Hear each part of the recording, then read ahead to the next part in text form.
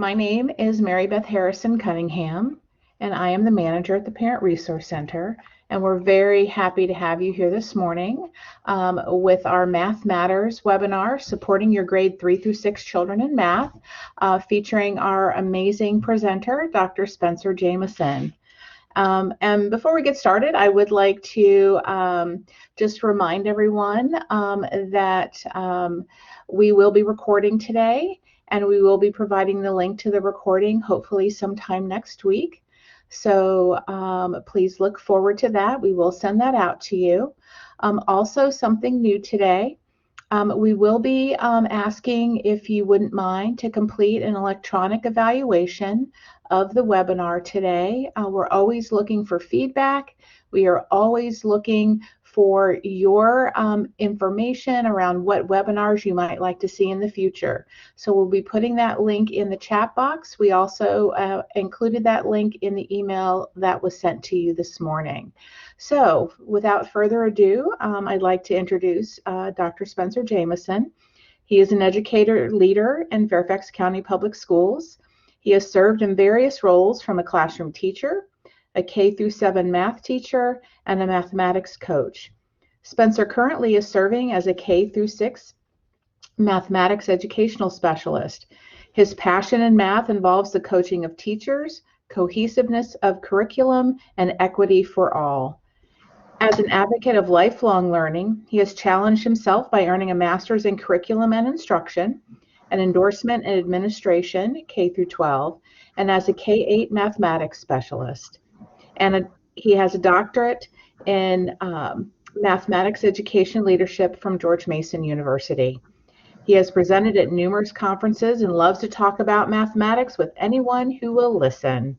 He currently serves as the publication community chair for the National Council of Teachers of Mathematics, and has served on the Virginia Council of Teachers of Mathematics Board, and as the mathematics specialist representative, and was the past president for the Virginia Council of Mathematics Supervisors. It is really my pleasure to have to introduce to you all and have Spencer Jamison with us this morning. Take it away, Spencer. Well, good morning, everyone, and thank you for that introduction. We're going to get started today, but one of the things I'm going to be asking you to do is to participate with me and really use the chat feature to type in different answers as we go along. This will help you kind of interact with the presentation, because together we're going to make this webinar the best that it can be. So let's get started right away with taking a look at these 4 pictures. So take a look at these 4 pictures and think about, what was your math experience in school like? Was it like picture 1 or picture 2, maybe 3, maybe 4? And type in the chat, put a 1 or a 2 or 3 or 4 in there of what your math experience was like.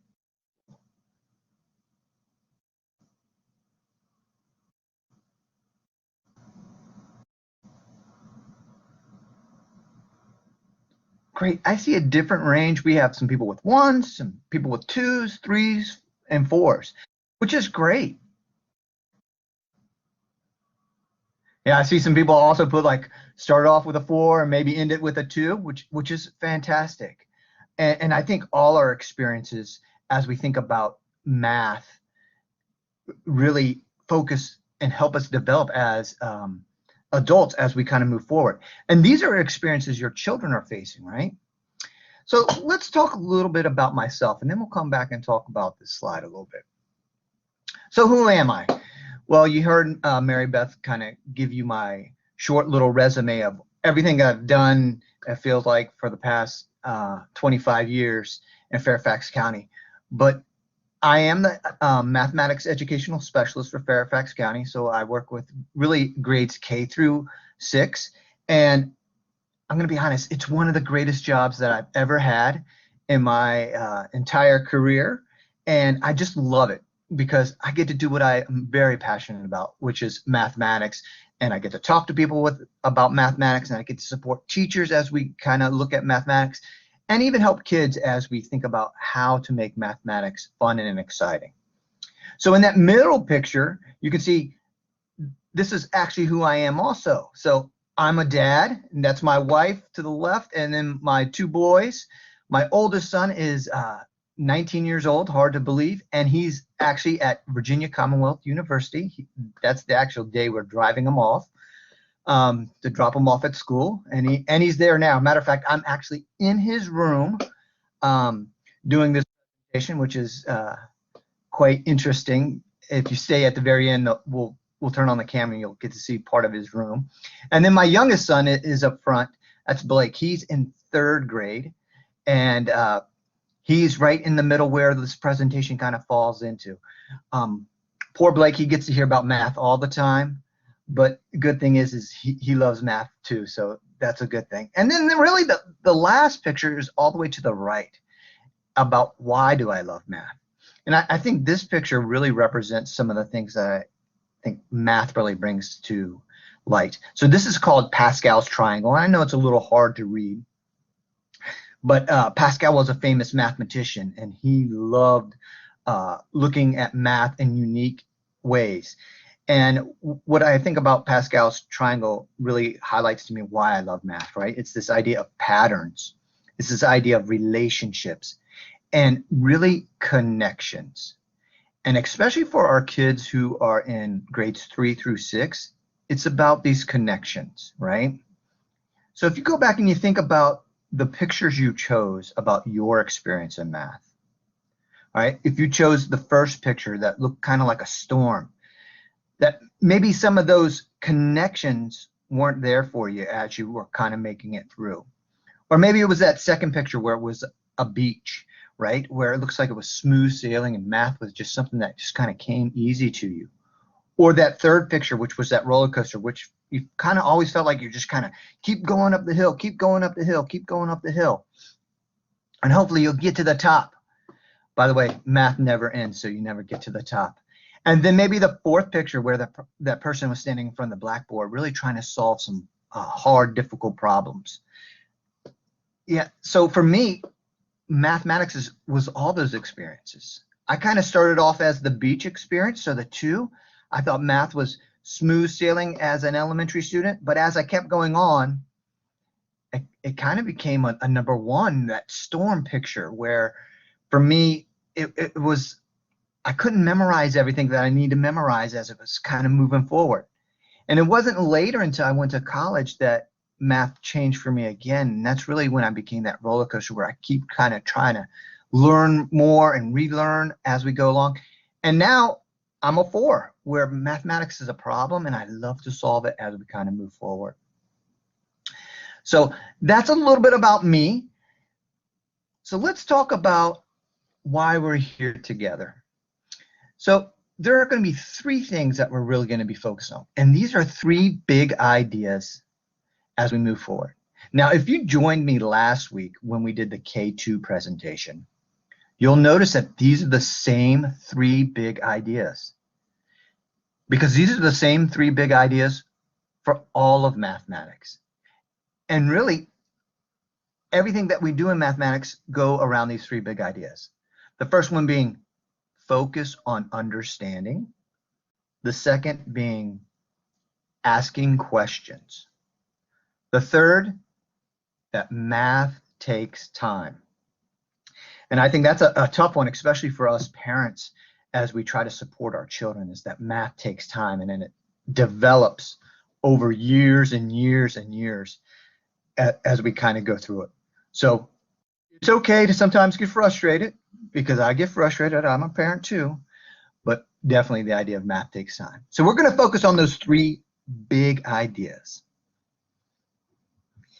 All right, so let's talk a little bit about this. How is math different? Well, you've probably heard maybe in the news or on Facebook or anywhere you hear people talking about math. They're like, there's this new math out. Well, I'm going to tell you right now, math hasn't changed. It's not different. Good news is 2 + 1 is still 3, right? It's not changed. It hasn't changed for a long, long time. And that's the good thing. The same math that you were taught in school is the same concepts that we teach in school now. But let's talk a little bit more about the difference in math. So you've probably seen this problem before, 12 minus 9. This is actually a classic second grade problem right here, this 12 minus 9. And this is what kids do to this problem. They cross out the 1, they put a 0, they cross out the 2, they put a 12, and guess what? It's still 12 minus 9, right? Why do kids do this? Because kids are focused on the procedure. And this is where math is different. No longer are we asking kids to really focus on procedures. We're asking kids to focus on their understanding. The next couple of slides, we're really going to be focusing on understanding in the different grade levels. And these are the big understandings as we go forward. Because what we don't want is what you see on the slide right now. We don't want a kid to say 12 minus 9, I cross out the 1, I put a 0, I cross out the 2, I put a 12. We want them to see the whole number still 12 minus 9. And there are a lot of different ways to answer that, depending on where you are mathematically. So let's take a look at third grade, and I'm not going to read this slide to you. There's a lot of text, so I apologize. But take a second and kind of scan through it.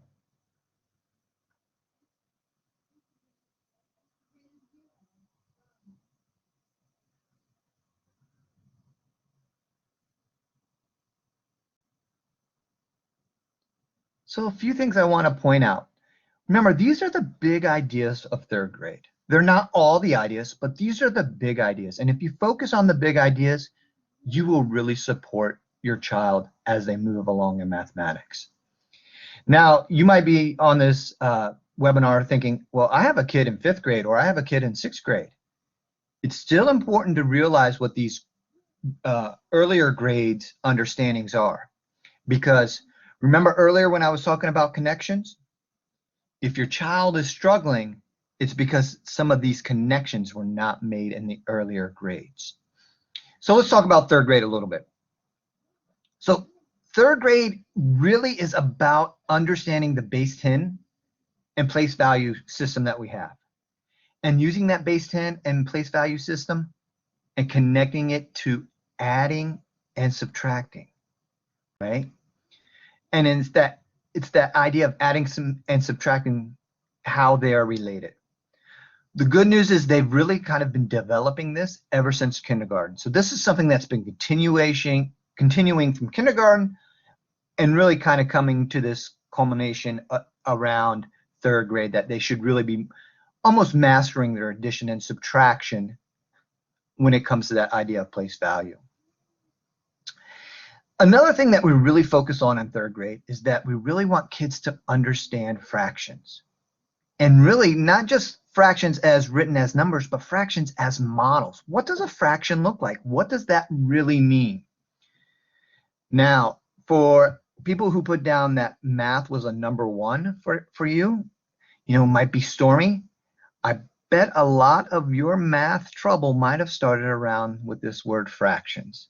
Fractions might be the scariest word for some adults, which is okay, because you know what? That's where my own breakdown started. And it wasn't until like I said, I went to college that I really started understanding fractions and going back and thinking about fractions. So that's something that we really want to focus on, is that it's about understanding what fractions are. What does that really mean? And then another part of third grade is really understanding multiplication and division. Notice it doesn't say mastery of multiplication and division. It says understanding. That we want kids to really understand that multiplication and division are related. And it's this idea of division, there are actually 2 different types of division that we have, right? And we'll talk a little bit more about that in a minute. And then really the last one is they're starting to develop strategies for their basic multiplication facts, right? And how is that related to division facts? Matter of fact, in third grade, they only have to know the 0s, 1s, 2s, 5s, and 10s. So not too bad, But it's really those strategies. If you know those facts, all other facts are built upon that, which is very cool. So let's talk about fourth grade. Take a second, look at fourth grade.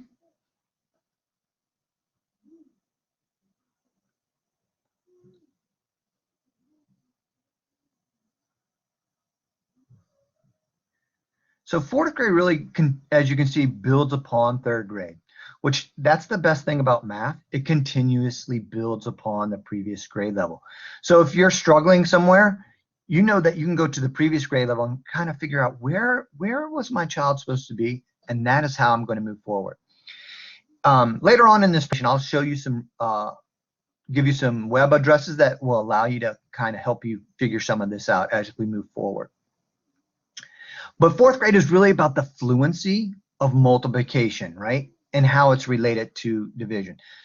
So we finish up the regular facts all the way up to 12 with multiplication. But then we start bringing in another part that hasn't been taught yet, which is this idea of decimals. And what does decimals mean in our base 10 system? Now, I have a friend who's a mathematician, and he says he doesn't really like the word decimals. So he actually calls decimals decimal fractions because they are parts of numbers, right?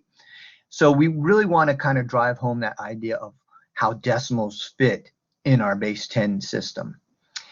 And then on top of that, as they're learning about decimals, we want to be able to have that connection between fractions and whole numbers.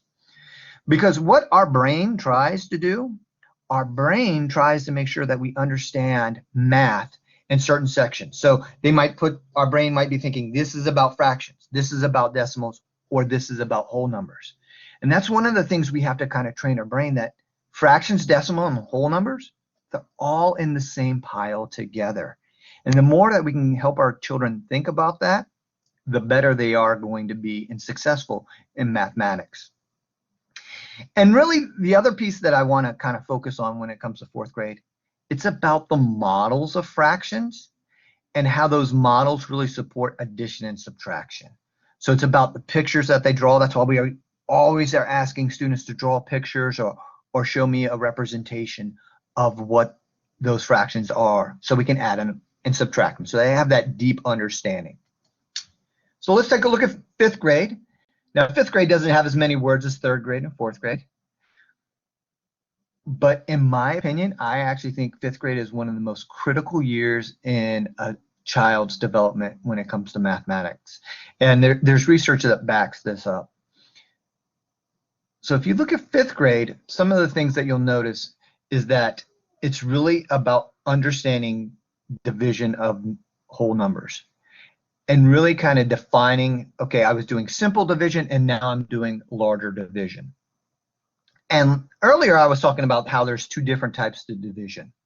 And this is where kids struggle with. So the first type of division is called partitive. And really what that type of division is what we learned in kindergarten, which we call fair share, right? You have a bunch of things you need to pass out, could be markers, and you just pass them out. One to one person, one to another person, one to another person. And that's really the first time we kind of do division. And then the second type of division is really called measurement. And that's when we start taking chunks.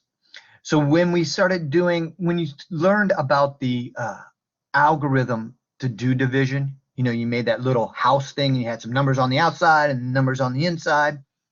That is really taking about chunks of pieces. I might be taking chunks of 6. I'm making chunks of 7. So there's two different types of division. And it's important that kids realize that. That's why in fifth grade, we really kind of make sure that we try to cement that idea around it. And then you'll probably see in the last two bullets, the idea of the word fluency. And I want to talk a little bit about this idea of fluency. And when it comes to fluency, it's really about students having a strategy that is efficient to be able to answer these questions, right? And it's really about not memorization, but having an efficient strategy that your child understands, right? And that's the hard part is because I try to tell teachers all the time, you can teach a bunch of strategies, but if the kids don't understand those strategies, it's not going to help them. So it's all about understanding strategies to help them be able to do the fraction and decimal relationships and the fraction decimal computation. And then take a look at grade 6. Grade 6 has even less bullets, but their ideas are much larger, and you can definitely see where they build upon the previous grade levels. So the big understandings for grade 6 really have to do with ratio, fractions, decimals, and percent, and how all of those are related together, right? And it's about what do we do and how do we make sure that they're related together. And then it's really about this idea of I can do some computation with fractions, decimals, and integers. So that is the big crux. It looks like 2 little bullets, but 6th grade, a lot of learning. And integers, that's the first time it's introduced in 6th grade. So that's something to kind of keep in mind as you move forward.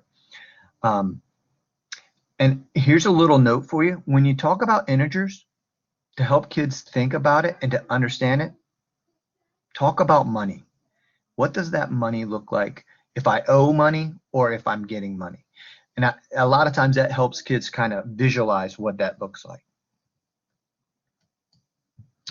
All right, I've done a ton of talking. So what I want to do now is I want to be able to talk about some of the things that your students are doing in class, which are some things that you can do at home also, so you're kind of aware of why we're doing them. The activities that we're going to be doing today are all from grades 3 through grade 6, and they really focus around developing number sense. And the idea is that they're supposed to be quick, they're supposed to be something that takes place in a short amount of time, but it develops over time, and it really helps with kids with their understanding. This is one I love a lot. It's from Steve Wyborney, and I'll share the link with you in a minute. But take a look at this, and you'll see some circles here. And what I'm going to ask you to do is I'm going to ask you to tell me, what do you notice? And just type it in the chat. Something you notice about this, about these circles.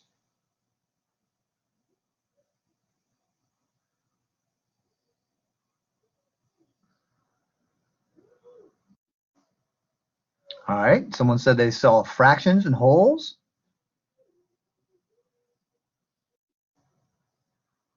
Someone saw 7 total circles.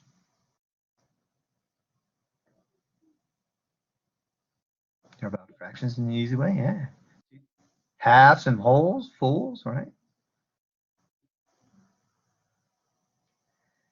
All right, I'm going to follow that up and say, how many do you see?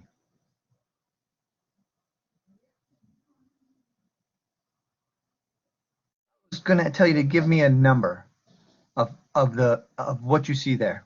Yeah, that's a great question. 7 circles, someone said. Shape, color, numbers. Someone said 4. 3 holes and 4 fractions. Right? All of these answers you guys are giving are exactly right. So let me click to the next slide. And I put 4 up there. Right? Who can tell me why did I put 4 up there? What does that mean?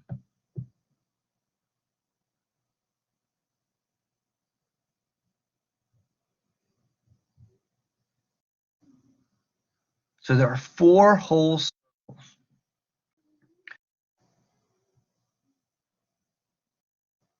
Right? So I see 3 blue circles, but how do we get that other? 4 1/4 circles. So we make another hole. Great. All right, so guess what's going to happen? This math activity is called splat, right? Watch this. Uh-oh. We had a splat that just happened. So here's my question for you. How many do we have underneath the splat, and how do you know?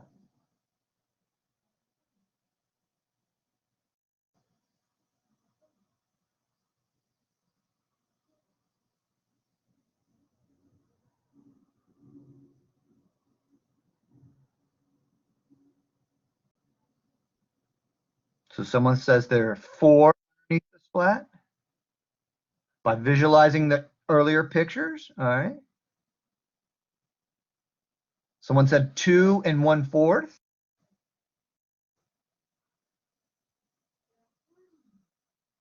There are 4 different circles. All right, or 4 parts.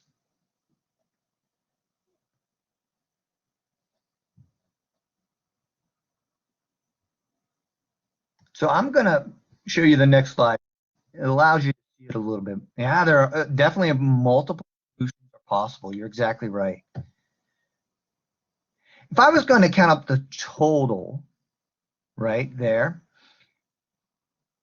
you could say, and I do believe someone put this in the chat, it was 2, they saw 1 whole one and then 3/4, right? 1 3/4. That is definitely an answer as you kind of think about it. Now, what I want you to be thinking about, earlier I shared about those big understandings. I want you to think about this question here. How might an activity like we just did with Splat really support your child's understanding with what they need to know at their grade level? And everyone's answer is going to be a little bit different.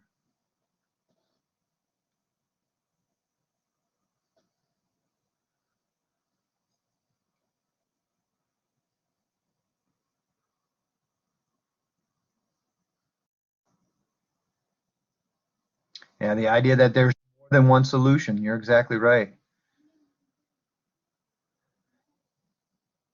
Yeah, that we need to look at problems using a different approach or looking at them through a different angle.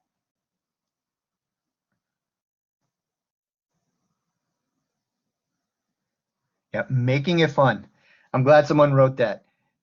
I always tell people if math isn't fun, we're doing it wrong. Math should be fun, right? The idea of using visuals, pictorials, exactly.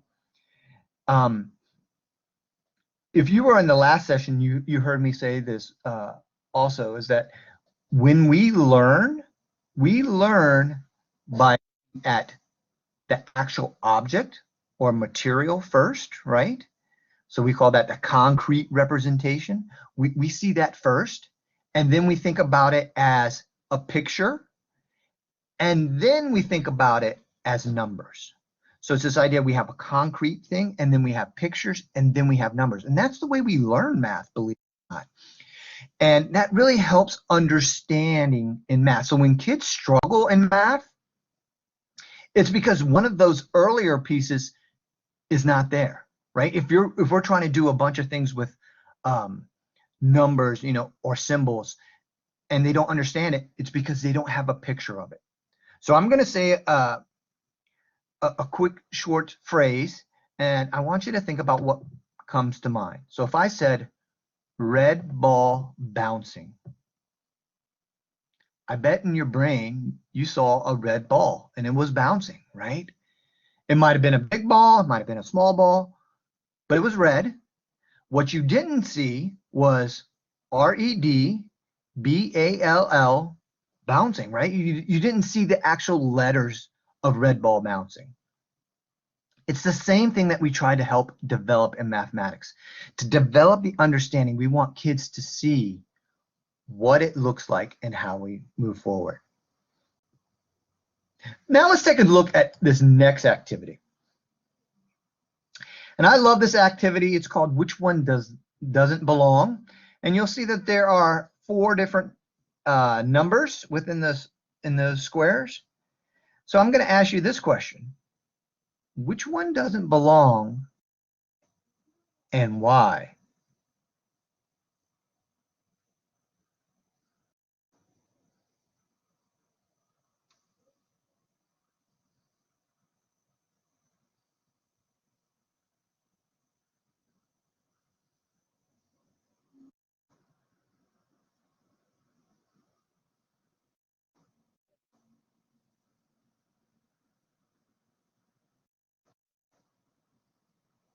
So hopefully you're seeing as I am, but someone said something about 9 not belonging because it's the only one with one digit, right?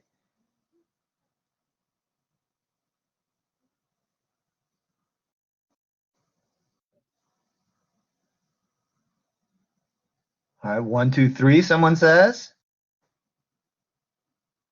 Someone said 36 because even, right? Many answers. And that's what we want kids to think about, is that there are more than one right answer here. And as we kind of look through it, we think about different aspects of this. You know, we could say 36 doesn't belong because it's even, you know, and there's other reasons. It's funny, anytime I do this with kids, they come up with different ways that I've never thought about. So 1, 2, 3, someone said wasn't divisible by 9, which is great.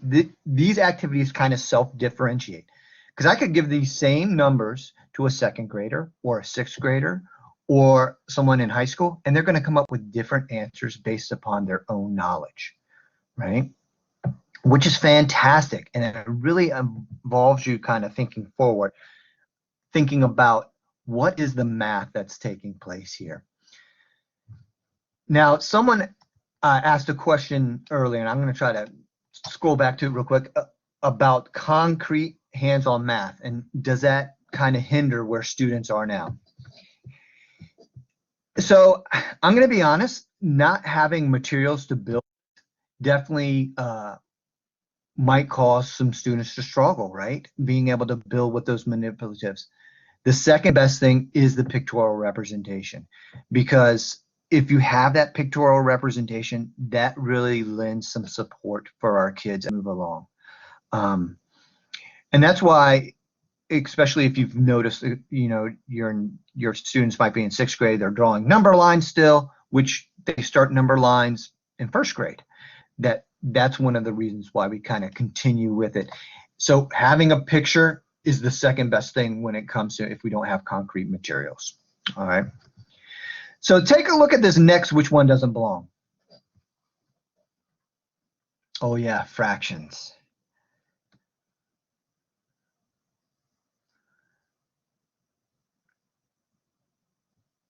Which one doesn't belong and why?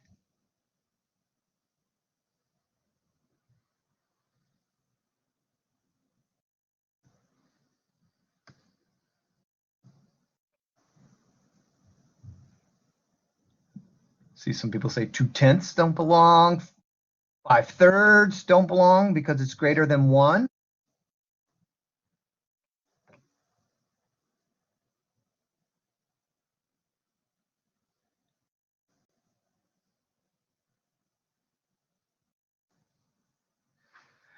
Yeah, good old 5/3 in improper fraction, right? And that's what it's called, even though, you know, in my classroom, we always joke about it, that there's really nothing improper about it. It's just really a fraction greater than 1, which is all for kids to kind of explore. And it's actually all fractions are division, so which is another cool way to kind of think about it, right? 2/10 can be simplified. Interesting, right? These are great answers. And what this really does is it forces your child to really think about fractions in a different way. So they're comparing fractions, right? And they're talking about fractions. A way that they might have done it in class before is they might have two fractions, and it might have 1/2 compared to 2/5, right? And they have to put that little symbol. A lot of times they call it the alligator mouth, going either to 1/2 or 2/5, which one's greater, which one's less. And they talk about that, right? This is a way to compare multiple things at one time, but also to activate prior knowledge for your kids. So they're making those connections. And if you remember when I had that picture of, you know, my family and Pascal's triangle, in grades 3 through 6, making connections to previous learning is the most important thing, right? It's key. It's key to help with understanding. If you think about your own experiences in learning, I want you to think about something that was easy to learn and then maybe something that was a little bit more difficult to learn. The things that you have that are easy to learn is because you can make many connections to them. That's why it's easy. Things that you struggle to learn is because you don't have as many connections, right? It's about the connections that we need to help our kids with. And the sad thing is we just can't tell our kids, these are the connections you need to have, right? We need to help them draw it out. And that's why the concrete and the pictorial representations are huge to help kids think about that as they move forward. Yeah, so you're exactly right. The idea of algebra is very abstract. That's why that foundational piece of what the numbers do and how they play together, if students have a solid foundation of that, the algebra isn't really as hard because it's abstract, because they already know what those numbers, they already have those connections. So it's building that idea. So people who think that algebra, like, and I'm sure there's people on this call, it's like when they got to algebra, they're like, nope, I'm done. And it's not because it was algebra's fault. It's because we didn't have those connections made as we grew up. And I'm guilty of that. That was me. You know, that's the way I kind of grew up too. So, but I turned out all right, and your kids will too. So let's take a look at some of these ideas. And some of you have already been putting about, how do you think activities like which one doesn't belong really support your child's understanding in their grade level?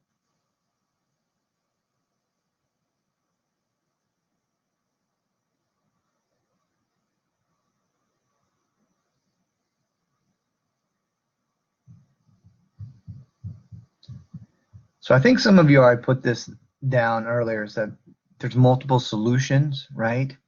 It's also this idea that we have fractions, and it's about relationships of number, right? You're exactly right. The idea of relationships and how they meet together. Now, remember when I was telling my own story, patterns, relationships, and connections? Maybe that's why I love math, because that's what math is about, a lot of it, right? It's understanding those patterns, understanding the relationships and the connections as we move forward. So let's talk about some resources that are going to be able to support you. And I know we're not going to have time right now to kind of explore all these different resources, but I did want to show you where they're at. A good resource for you to have as your child continues through mathematics, and actually any subject in Virginia, is the Virginia Department of Education. And this link takes you directly to the mathematics, but it's there for language arts, and every content area has its own section. It really helps you kind of think about what's the content that their kids should be learning and where should they be learning. And if a kid's struggling, maybe what did they miss, and maybe I need to go back and kind of support them on that. So the other two websites I want to share is the ones on the bottom. So the Steve Wyborny, he was the one who did the Splat, and then of course which one doesn't belong. And those are just good websites to kind of do number talks. And it's funny, I don't know how many people read with their kids at night. I hope you still do. It's actually something that we still do as a family. When my oldest son comes home from college, we read different books, of course. Sometimes we have a family book that we all read together. But in my household, see, this is why, you know, when you have a dad that is a math guy, we actually do some of these sense-making routines just real quick, you know, 5 minutes. We talk about the numbers that happen, those things. So these are two great ways to really kind of support you as you move forward.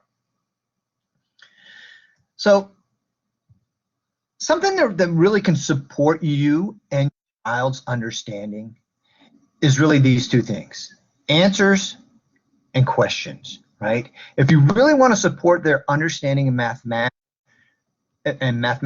it's all about the questions. The answers really don't matter. Is it important to get the correct answer? Absolutely. We want kids to get the correct answer, but it's not about the answer. It's about the questioning, because the questioning helps the student go on that journey. The questioning helps students really develop that deeper understanding of math. And pushes them forward. Now, that's kind of different probably when we grew up. For us, it was like, give me the answer and try to give me the answer as fast as you can. By the way, I've been a grown-up for a long time now, and never once has my boss come to me and said, 3 times 4, tell me what it is. Tell me what it is right now, right now, right now. My boss has never done that. Hopefully your boss has never done that to you. And by the way, the answer is 12. About the questioning, right? Is we want kids to be problem solvers. We want them to be deep thinkers. It's about the questioning. So focusing on questioning versus answers will help you. So with that being said, take a look at this picture. And what questions do you have about this picture? Feel free to put it in the chat.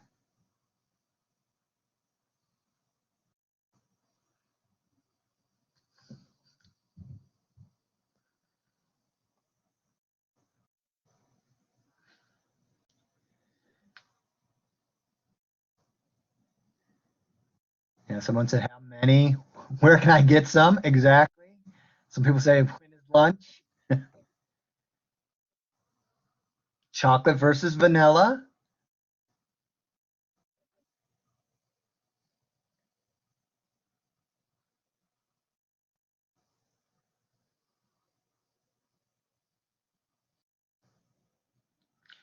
$15 divided by 53 people in the chat. I love it. I love your answers. Now I'm going to click to the next picture. Same picture, but what's the math? What math questions does this picture kind of bring about? Someone wrote patterns and colors, and thinking about patterns is all about math. Probability. All right, you can think about the total. How much would they cost? Whole parts. The idea of fractions. This is something I'm going to challenge you guys to do. Is one of the things I think we struggle a lot as we think about mathematics is kids only see math as that hour a day or that hour and 15 minutes a day that they have. They don't see math in the real world. So I'm going to challenge you to kind of focus with your children to think about, so what's the math behind it? Because there's math everywhere. And the more that they think about math, the better they are to make connections, right? Someone's talked about halves versus wholes, which is fantastic. And it's really about this idea of focusing on halves versus wholes. Now, if you were with us last week, I want to talk about some questions that will really support you. There are lots of great questions that you can ask. But I really want to talk about some questions that will support you. So if you were with us last week, one of the things you'll notice is, whoa, these are the same exact questions.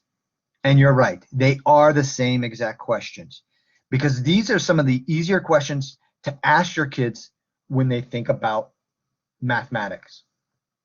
The first two are big ones that we really focus on in elementary school. And it's about, what do you notice and what do you wonder? And I will be using some of that language as we kind of move forward to talk about how you might want to go about doing that. Where the other two, can you explain, and is there another way, pushes your kid, right? It's about pushing your kids' understanding. And it's really making them being able to articulate, draw a picture, think about it in different approaches and different ways. And one of the things, hopefully, that you've noticed, whether it was splat or which one doesn't belong, or even the pictures of the donuts, there are multiple things that we could look at. There were multiple things that were the right answer, or ones that we think those weren't the right answer, as long as we can justify. And then the last question, as I said earlier when we were looking at the donuts, where is the math? And that is really critical as you kind of move forward, because that will support your kids, especially when they start going to algebra and geometry, right? I know some of you on this webinar are probably saying, oh, geometry, that's where I fell down at, or maybe I was really good in geometry, is because you could see where that math is, right? So it's developing those habits of mind that we're really trying to get kids moving forward on. So let's do some math. So in the chat, this activity, by the way, is called Same or Different. In the chat, tell me what's something that you notice.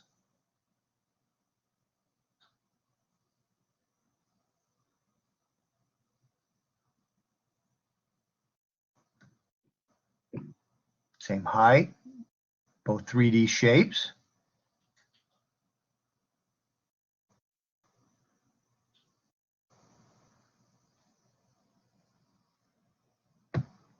Each have a circle as one of their planes. Two different pictures. You notice a cone and a cylinder. You notice that different colors. So let me ask you another question. What do you wonder about when it comes to these two shapes?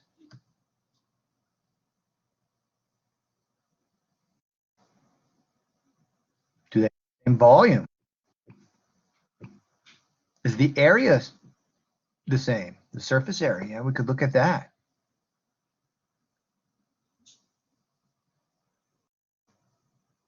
Could we stack them on top of one another?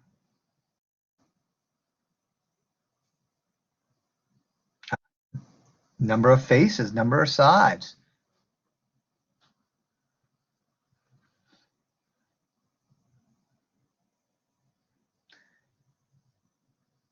So sometimes people talk about the cone on the left. What do we call that point at the very top, right? Some people call it an apex.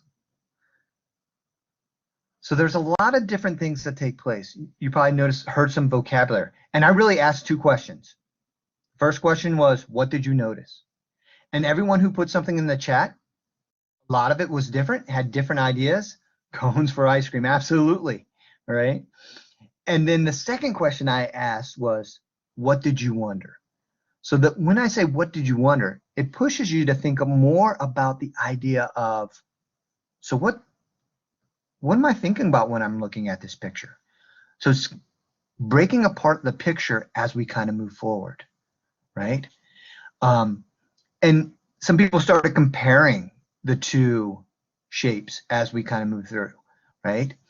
If I was in class, I might ask, because a lot of people put 3D. I assume everyone on this call probably knows what three-dimensional means, but we would have had that conversation. What do you mean by 3D? And it's almost playing naive, or you're exactly sure. Those are the follow-up questions that you want to kind of ask as you keep moving forward.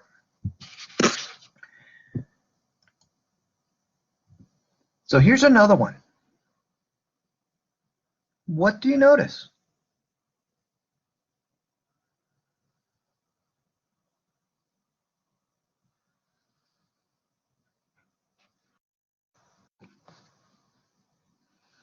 You notice it looks like a quilt block.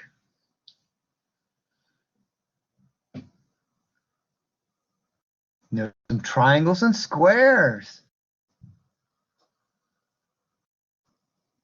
You notice that they're the same, but they're arrayed differently. Interesting. Same number of shaded triangles. So what are you wondering about?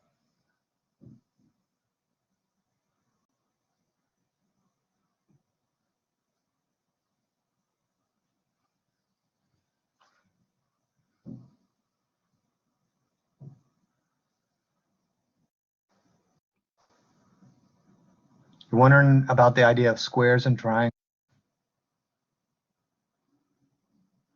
The idea of 2/4 and 4/8 are shaded, and that they're both half.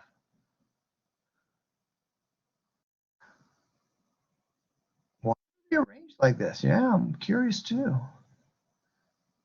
So one of the things that someone shared was this idea of 2/4, 4/8. 2/4 and 4/8, and that they're both half. If I asked you to prove it to me, what would you do? How could you prove it to me? What would be something that you might do to prove it to me?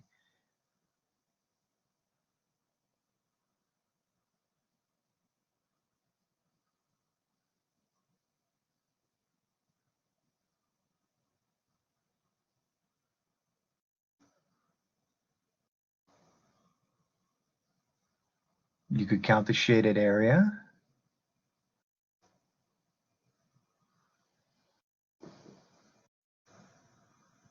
You could do some matching. Yeah, we could match them up to see if they fit. Right. And definitely on a webinar, this is a much more challenging aspect to do, but you could definitely have your child talk about how they would solve it, right? Notice something I want you to notice is that I didn't ask for the answer, right? There's no answer. We're just talking about what we're going to try to do. So with that being said, I've kind of jumped the boat here. What questions did you hear me ask? Either during the last shading one or the alike and different one?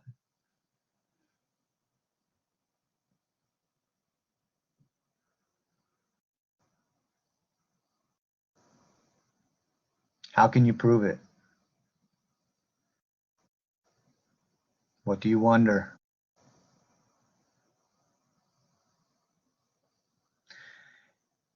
You brought that up. I do ask a lot of open-ended questions. Now, I'm going to be honest, I wasn't always an open-ended question kind of guy. I used to be, what's the answer guy, right? But open-ended questions really allow that idea about the relationships. And that's what someone said, what is the relationship? So I want to think about how are they related, right? And that open-ended questions are really going to be your powerful piece.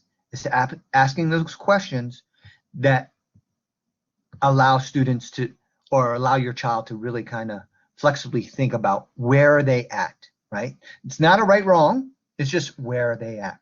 Great, fantastic. So one of the things I also want to share is what we call a slow reveal. So take a look at this and tell me, what are some things that you are noticing?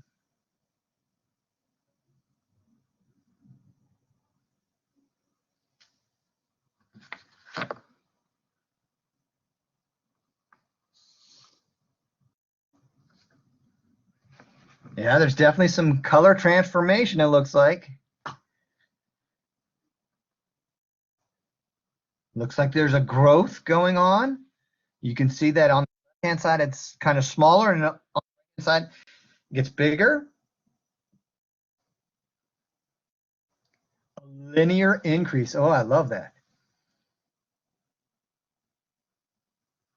It's kind of like a learning curve. Great. All right, let me give you a little more information. Now, what are you wondering about now?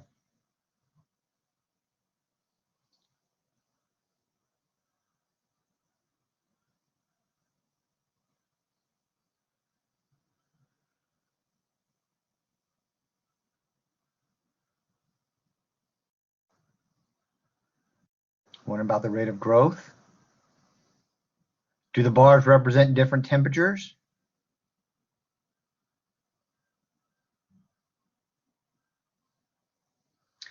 Let me give you a little more information. Whoa, that's a lot more information. Now what are you wondering?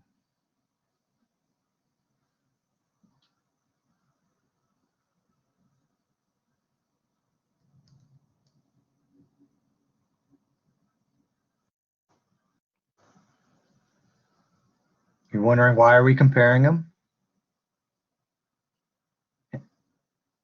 You're wondering, like, humans and lions have almost the exact same number of teeth. That's pretty cool. I agree.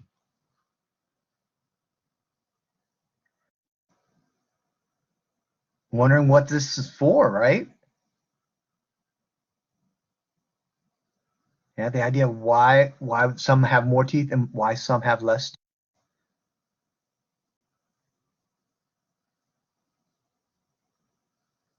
Interesting.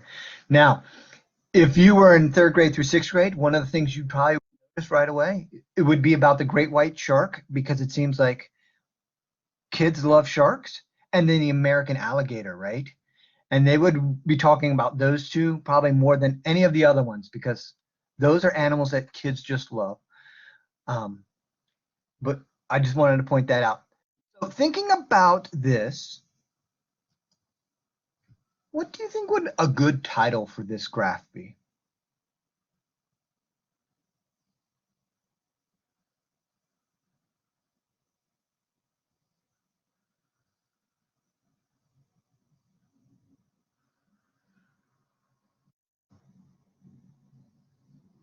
Number of teeth in a selected animal species, great, right? Number of teeth. Now, one of the things I really want to kind of bring this out is when we are doing a slow reveal graph like this, is that in Fairfax County Public Schools, our kids are the best.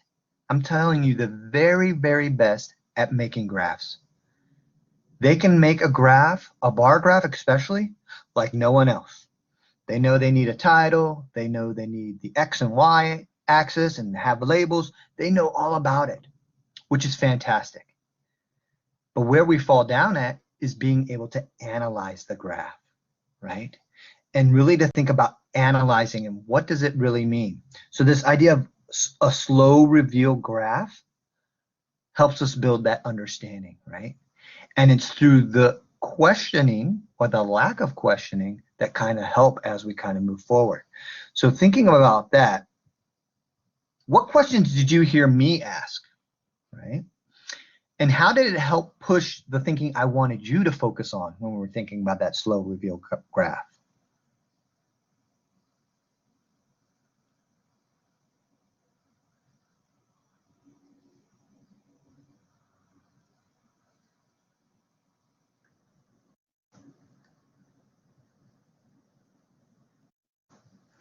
Yeah, the idea that the questions were very general at the beginning. You're exactly right. And then it really honed in on what we should be focusing on.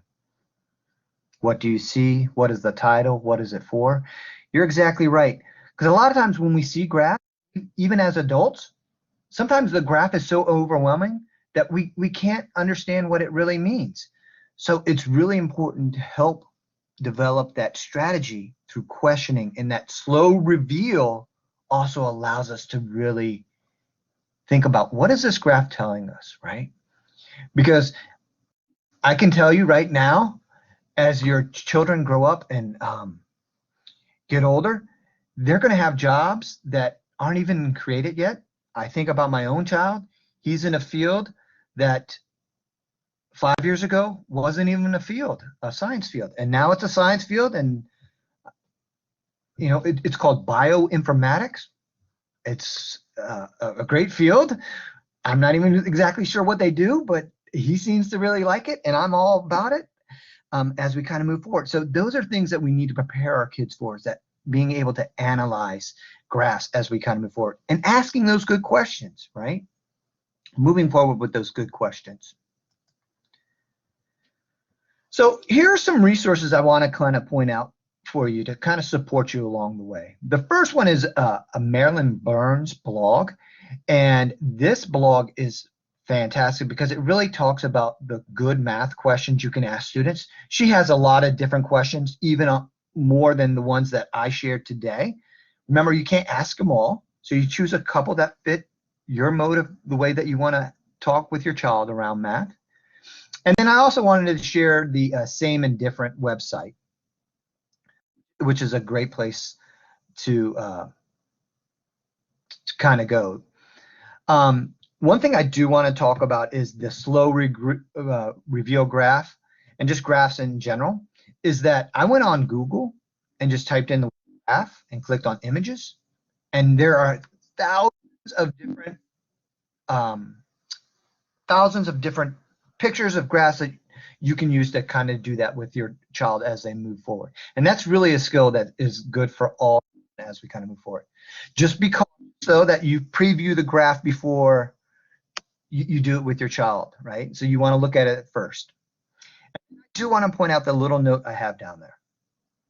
When it comes to questioning, if you can't really come up with good questioning, then maybe the math you're trying to ask your child isn't really that important.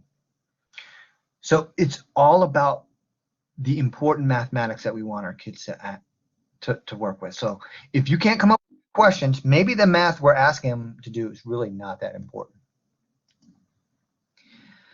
So this really brings up our third piece. And hopefully one of the things you noticed today is that this idea that math takes time. Now, if you've ever been in a presentation with me, one of the things I like to do in my presentations is I like to leave little clues or little interesting things, all right? And I think some people have already noticed. I was going to say, what's wrong with this clock?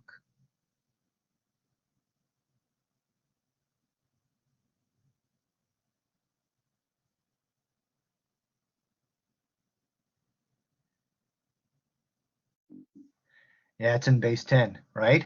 Because 10 is the greatest number. I love 10. It's actually my favorite number, right? And this clock is missing 11 and 12. Good news is we're not changing the clocks. We will have the 12, 11, and 12 on our clocks. But I thought it was definitely an interesting slide because it's really about math, and it's really about that math takes time. And one of the things that I want to share with you is something that really develops over the years as we kind of move forward, is this idea right here.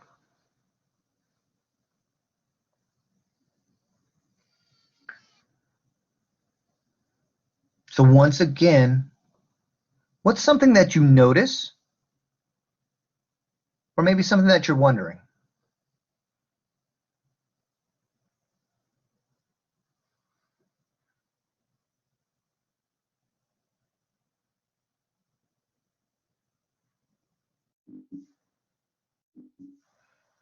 How many friends we have to share with?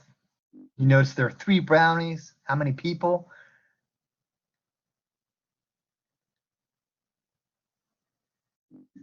Some raspberries. Yeah, looks like it's probably going to be a fraction problem, right? So often we have what we like to call word problems, right? Or tasks that we ask kids to do, and they just focus on the numbers. So notice I took the numbers right out of it. So we think about what might this question be asking us as we move forward. So I'm going to throw the numbers in there.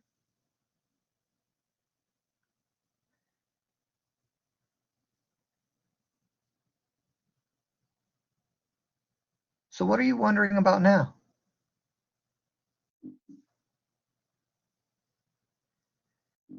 Everyone literally, division, everyone literally gets a bite. I need to bake more brownies.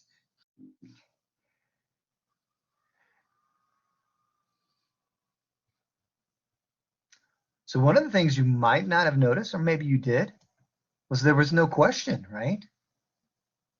How will the friends share the brownies equally? Because, by the way, if you did this in school with kids, they don't think about equal sharing. Or if I had to share these brownies, you know, with my brothers, it might break out even. So it's this idea of equal. And then it goes to that idea of what will it look like, right? I want kids to be able to draw that picture. I want them to see what is that going to look like versus just doing the numbers. Now, a kid in 6th grade might just do numbers, which is fine because they're already past that piece, that they already understand that, right? And this is something what it might look like. Might look something similar to this. So it's that idea of bringing back the pictures. And it's okay. Even if you're in 6th grade and you need to draw pictures, that's where you're at. And that's where we want to start you from to move you forward. So as parents, you know, we want to think about how we can help our child move forward as we start off, but they have to make those connections. Here's some resources that really kind of support this idea of task. Once again, the first one is the Virginia Department of Education. it really talks about these math resources. And then the other two, which I love, that really kind of support this idea of problem solving and tasks, working with tasks, is the first one is called ucube.org. And if you've never been to that site, out of all the sites I've shared today, that's actually probably my favorite. Because it really, there's some videos on there, there's other resources that kind of support it. You as you kind of think about how to think about mathematics, it's just a great site, and it's by Dr. Joel Bowler out of Stanford. It's a phenomenal site, and it's always updated, so it's a great site. And then the last site is from Graham Fletcher. He is a guru in mathematics, early childhood mathematics, especially, I would say elementary. And he has tons of free things that are already out there. And that's what I love about both of these sites, all the free stuff that's there that really can support you as you move forward. So today, we really focused on three big ideas, right? One is mathematics is about focusing on understanding. And how do we support that idea of focusing on understanding? Is by asking questions, those open-ended questions that allow for multiple solutions, multiple pathways, right? Open-ended questions really help support that idea of understanding. And finally, that math takes time. Just like that task problem or even the slow reveal problem, it takes time for kids to grapple with it. They're not going to get it the very first time. It's going to take many, many, many years for kids to think about it. And I know when we were talking about the different big ideas or understanding, that multiplication came into play in third grade. Something I like to remind people is that when children they actually start with addition and subtraction first. From the day that they're born, they're thinking about adding and subtracting. You know, mom's there, mom might walk away. So that's adding and subtracting. Kids grapple with that from the very beginning. They don't know it's adding and subtracting, but it is. It's not until third grade that we really start this idea of multiplication and what groups of, and that's a little more abstract. So it becomes a little bit more difficult. And then we say you really have 2 years to have that idea of multiplication as you move forward. So you had your first 8 years of your life to do addition and subtraction, and now you have 2 years of multiplication and division. So it's okay if they're struggling with multiplication and division as we kind of move forward. So someone asked a question about what's the best way to assess where your child has holes in their understanding of math. So one of the things I definitely would do is I would talk to your child's teacher. Your child's teacher should be able to give you some ideas of where they're at. But as you help your child with mathematics, let's say homework or if they're just having these, if you're doing some of these number sense routines with them, you'll find very quickly like, oh, they don't know this. So what questions can I help them to move them forward? So if, all right, maybe I can get some pennies, or maybe I can have them draw a picture, or maybe I can do these different things to help them move along. Now, the thing is, the holes are different, or the gaps, as I like to say, are different. So it's going to always be a moving target. But if you develop those habits of mind for kids to say, hey, can you draw me a picture if you're struggling? I remember being in the classroom and I would ask a question. And as soon as I gave the problem out, I said, okay, now it's work time. People would go out and do work time. Very first thing is kids would just raise their hand, right? And when the kids raised their hand, I'd walk over and they'd say, I don't know what to do. That's a clue for helping you find their holes, by the way. Because anytime a child asks me a question, I turn around and ask them the question right back. So once they say, I don't know what to do, I say, what don't you know what to do? And then they look at me like I'm crazy and they say, I don't know how to do this problem. And then I say, well, tell me about the problem, right? And it's this idea of them breaking down their thinking and me asking those questions that allow for that gap to start to be filled. So the idea of memorization is important, right? You have to memorize certain things. You need to memorize that on this slide, that symbol at the very top that says 3 is a 3. But the idea of trying to memorize addition and subtraction facts or multiplication facts and division facts without understanding what they are can actually cause more harm than good. So it's really about discovering those number relationships. All right.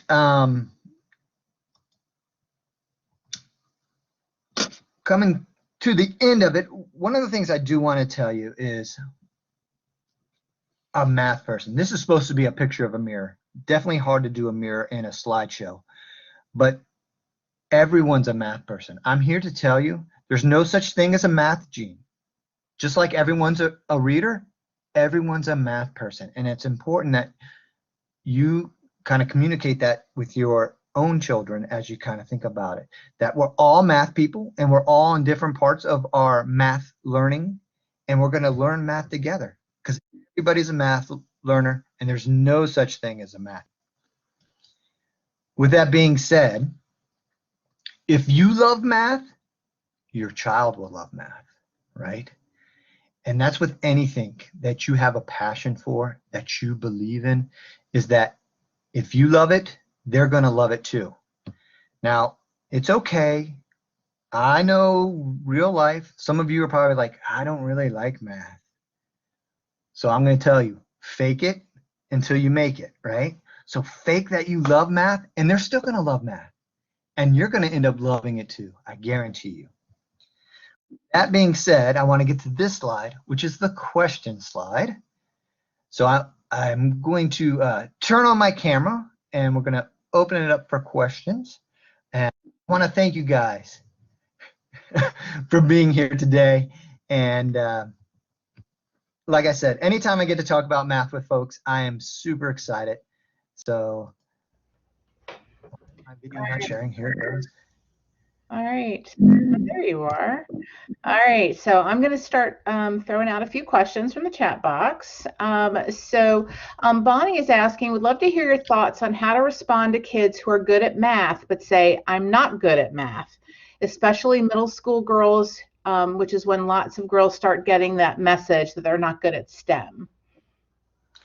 Yeah, and I think the best thing to ask people who don't think they're good at math is to ask them why they don't think they're good at math.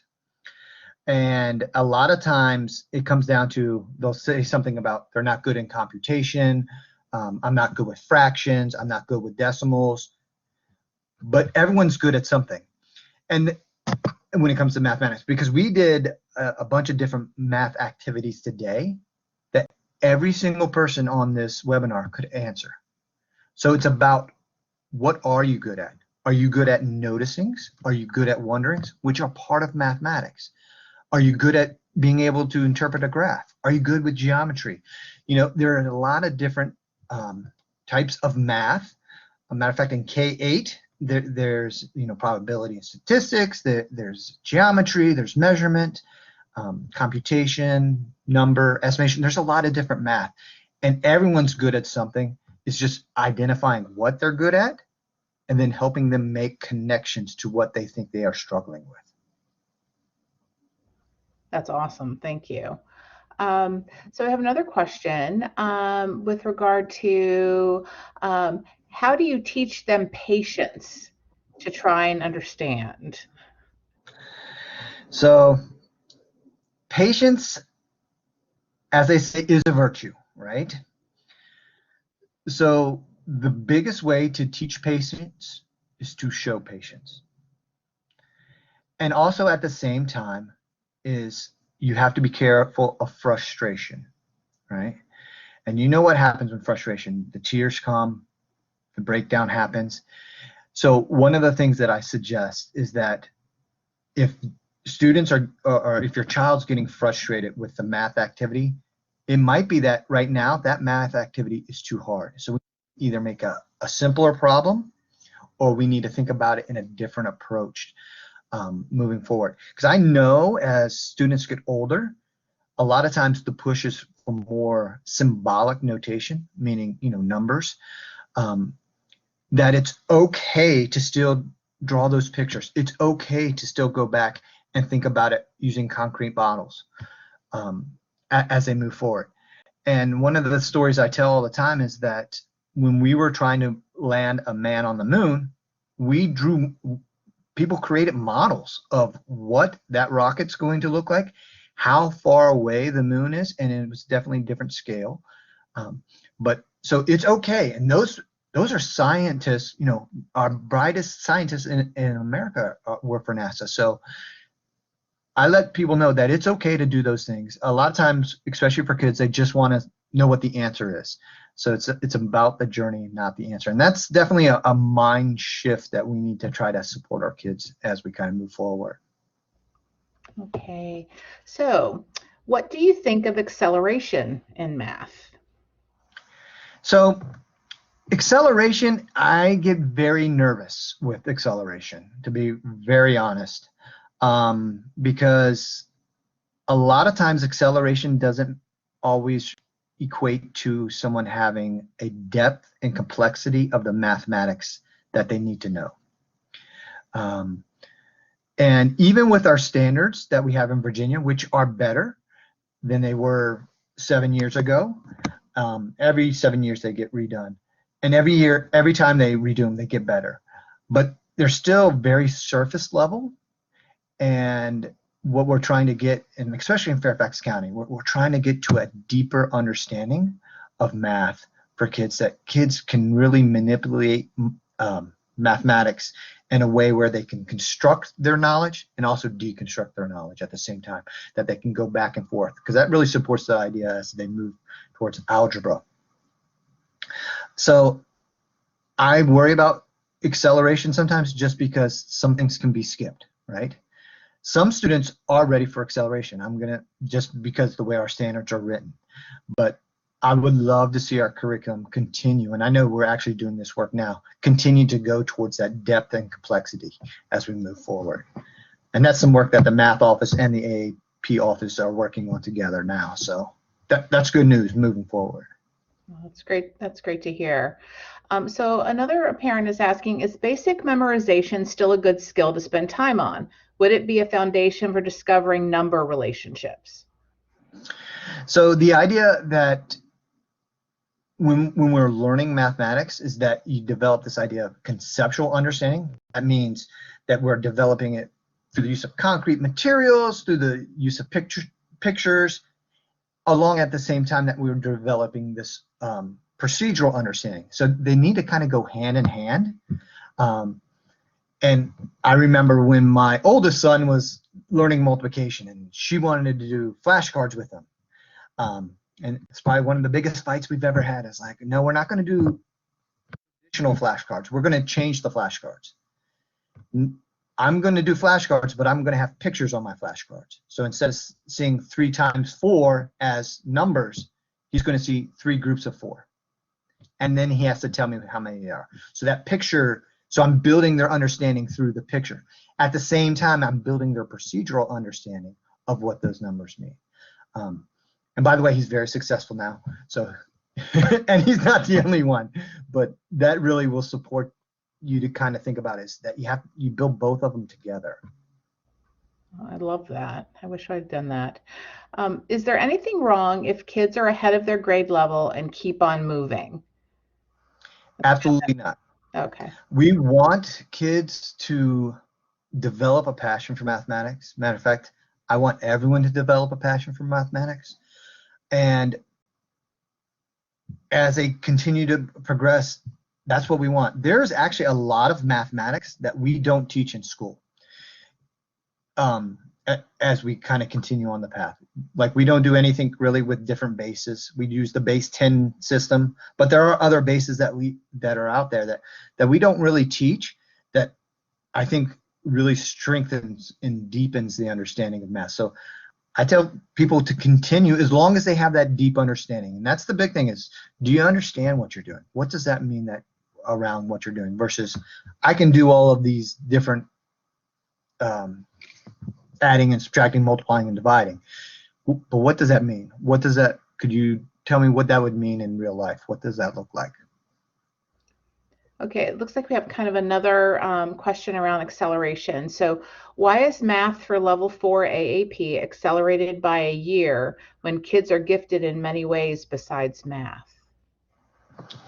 Yeah, so, and that's one of the things we're looking at. So currently, to go to a centered school,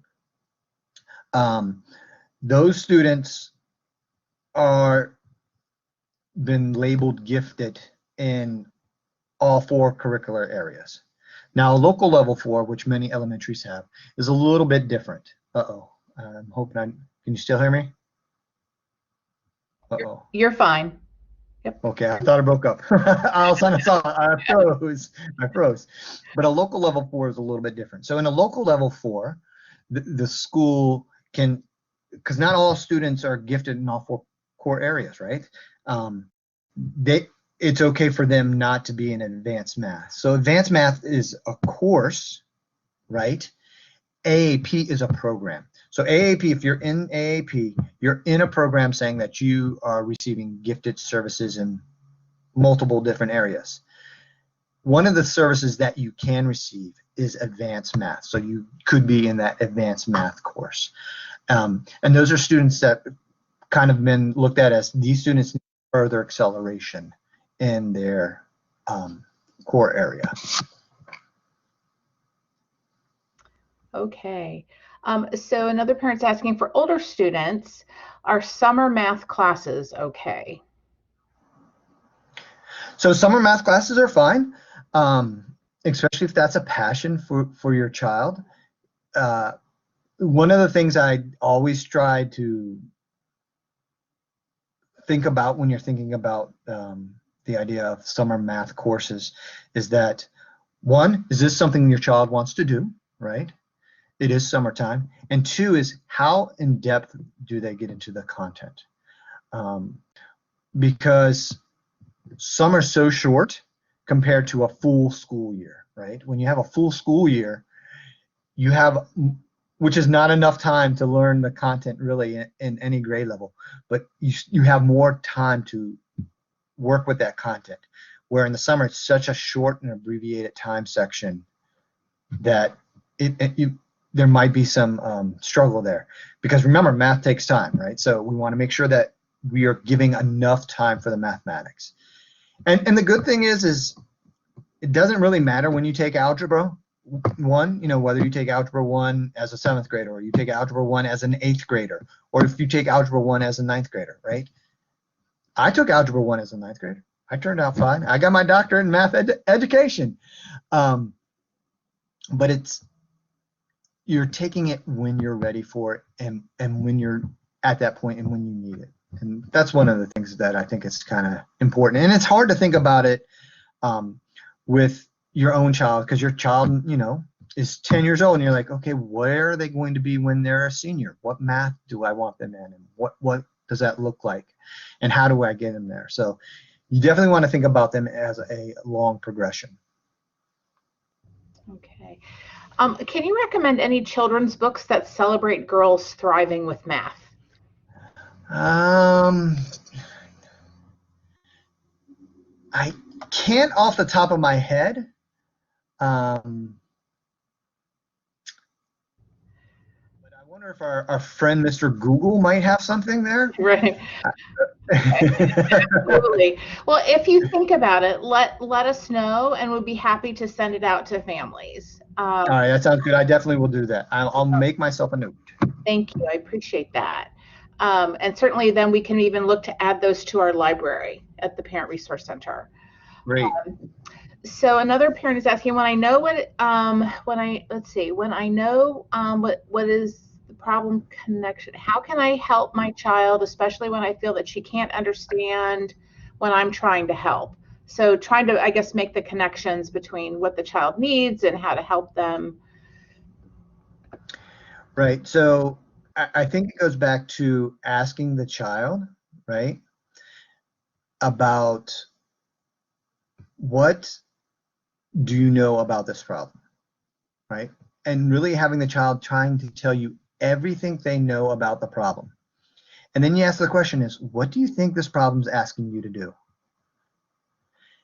Sometimes children are asked questions that are too hard for them.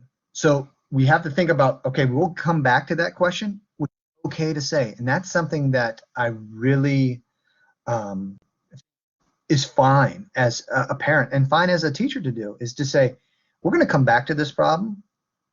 We're not there yet. We're going to come back to it and come with a different problem that will help kind of move that child moving forward. I see you guys. Right.